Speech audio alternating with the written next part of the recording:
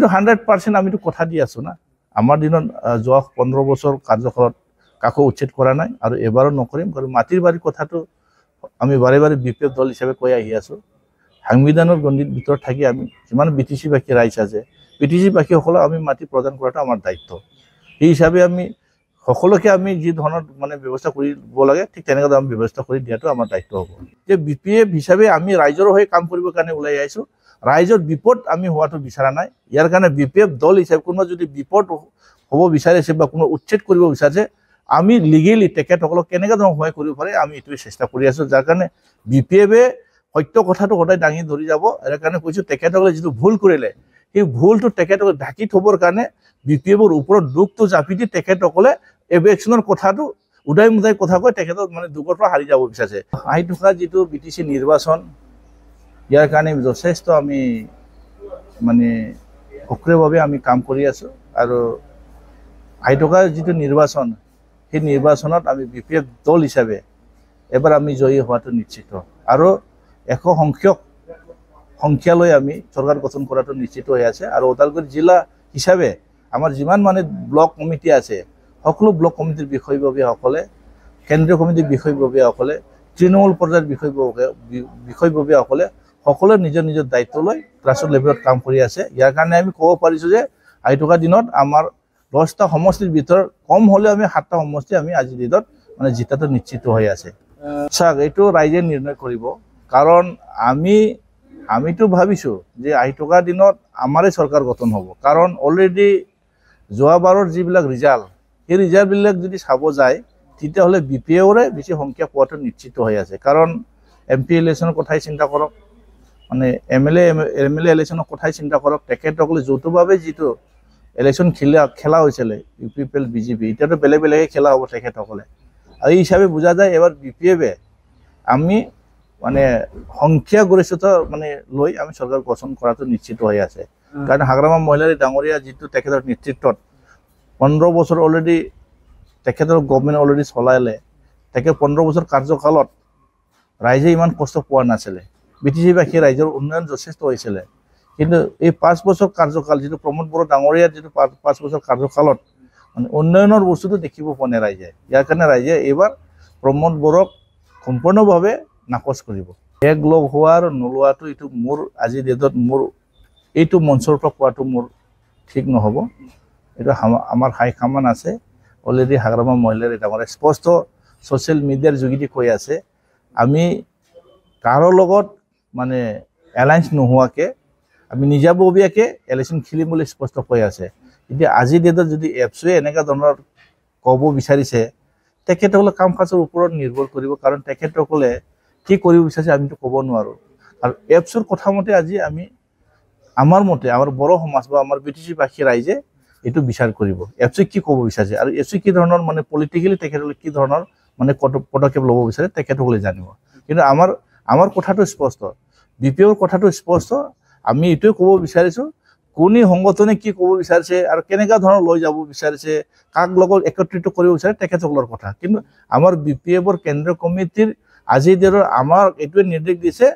নিজৰ সমষ্টিটো জিতি আনাৰ দায়িত্বটো নিজে দায়িত্ব ল'ব লাগিব এই কথাবিলাক আমাক স্পষ্ট কৈছে ইয়াৰ কাৰণে আমি যিটো ওদালগুৰি জিলা আমাৰ ওদালগুৰি জিলা হিচাপে 5টা সমষ্টি আছে 5 নং চেৰপাং আছে তাৰপিছত আমাৰ ৰৌতা আছে ভৈৰৱকুণ্ড আছে ধনচিয়া আছে হৰিচিংগা আছে ননেই চেৰপাং আছে এই 5টা আমাৰ সাব ডিভিজনৰ 5টা সমষ্টি আছে 5টা সমষ্টি ওদালগুৰি বিপিএফ ডিষ্ট্ৰিক্ট হিচাপে আমি 5টা সমষ্টি জিতাই লৈ যোৱাটো আমাৰ দায়িত্ব ইয়াৰ কাৰণে তেখেতসকলে কি বা ক'ব বিচাৰিছে আমি নাজানো উচ্ছেদ হৈ থকাৰ কাৰণে মানুহবিলাক আতংকিত হৈ আছে আৰু তেখেতক অলৰেডি উচ্ছেদ চলাইছে ঠায়ে কিছুমান উচ্ছেদ চলাইছে আৰু তেখেতসকলে যি ধৰণৰ এভেকশ্যনৰ নটিচ অলৰেডি তেখেতসকলে মাত্ৰ মানে মুখেদি কৈ থকা পঠাই আছে যাৰ কাৰণে মানুহ আতংকিত হৈ আছে উদাহৰণ হিচাপে ক'বৰ কাৰণে বহুত আমাৰ তথ্য আছে আমাৰ পদবজৰাৰ যিটো তেখেতৰ 3600 বিঘাৰ মাটি বড়োসকলৰ মাটি ভূমিপুত্ৰৰ মাটি তেখেতসকলে ভূমিপুত্ৰসকলৰ মাটিয়ে যদি তেখেতসকলে এনেকুৱা ধৰণৰ কৰিব বিচাৰিছে আৰু আমি ইয়াত কিবা তথ্য লাগে নেকি আৰু অলৰেডি বিভিন্ন জায়গাবিলাকত তেখেত এভেকশ্যন নটিচ পঠাইছে সেইবিলাক কথাটো ৰাইজে বিচাৰ কৰি আছে কাৰণ ৰাইজে ভয় কৰি আছে বিপিএফ কোৱা মতেতো সব নহ'ব অলৰেডি বিপিএফ দেখি পোৱাৰ কাৰণে কৈ আছে আৰু বিপিএফৰ যিটো কথা BPF যিবিলাক কথাটো দাঙি ধৰি আছে কিন্তু ৰাইজৰ মানে ৰাইজক লৈ মানে ৰাইজক কেনেকুৱা ধৰণৰ আমি সহায় কৰিব পাৰে এই কথাবিলাক আমি দাঙি ধৰি আছো ইয়াৰ কাৰণে BPF এইটো আমি BTC বাসী ৰাইজক কেনেকুৱা ধৰণৰ সহায় কৰিব পাৰে আমাৰ আদৰ্শটো এইটোৱে যে BPF হিচাপে আমি ৰাইজৰ হৈ কাম কৰিবৰ কাৰণে ওলাই আহিছো ৰাইজৰ বিপদ আমি হোৱাটো বিচাৰা নাই ইয়াৰ কাৰণে BPF দল হিচাপে কোনোবা যদি বিপদ হ'ব বিচাৰিছে বা কোনো উচ্ছেদ কৰিব বিচাৰিছে আমি লিগেলি তেখেতসকলক কেনেকুৱা ধৰণৰ সহায় কৰিব পাৰে আমি এইটোৱে চেষ্টা কৰি আছো যাৰ কাৰণে BPF-এ সত্য কথাটো সদায় দাঙি ধৰি যাব ইয়াৰ কাৰণে কৈছো তেখেতসকলে যিটো ভুল কৰিলে সেই ভুলটো তেখেতসকলে ঢাকি থবৰ কাৰণে BPF-ৰ ওপৰত দুখটো জাপি দি তেখেতসকলে এভেকশ্যনৰ কথাটো উদাই মুদাই কথা কৈ তেখেতক মানে দুখৰ পৰা হাৰি যাব বিচাৰিছে ইয়াৰ কাৰণে আহি থকা দিনত ছেপ্টেম্বৰ মাহত যিটো আমাৰ মানে BTC নিৰ্বাচন হ'বলৈ গৈ আছে ইয়াৰ শিক্ষাটো ৰাইজে দিব আমিতো স্পষ্ট কৈ আছো যে সংখ্যালঘু বা সংখ্যাগুৰু এইটোৰ লগত কথা নাই আমাৰ BTC বাসী হিচাপে আমি দায়িত্ব ল'ম সকলোকে আমি সমান অধিকাৰ সংস্থাপনৰ কথা আমি দায়িত্ব লৈছো কাৰণ BPF-ৰ এটা আদৰ্শ আৰু এটা নীতি আছে